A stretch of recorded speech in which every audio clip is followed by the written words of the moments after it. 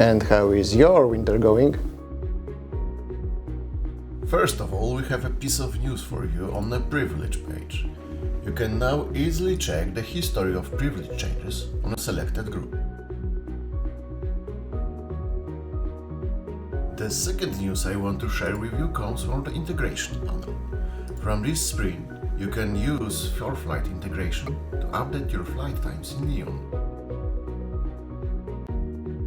There's been a long time since I told you something about our MX module. Well, guess what? We've got something for you.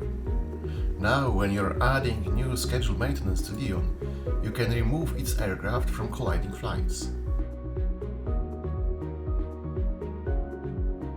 And I kept the best part to the end, creme de la creme of this sprint if you like. We've moved the journey log settings to the brand new separate panel. It may not seem as much change for you right now, but this step will allow us to tackle shortly features such as defining your list of mandatory journey log fields or a different set of fields for different aircraft. And that is it from sprint 152.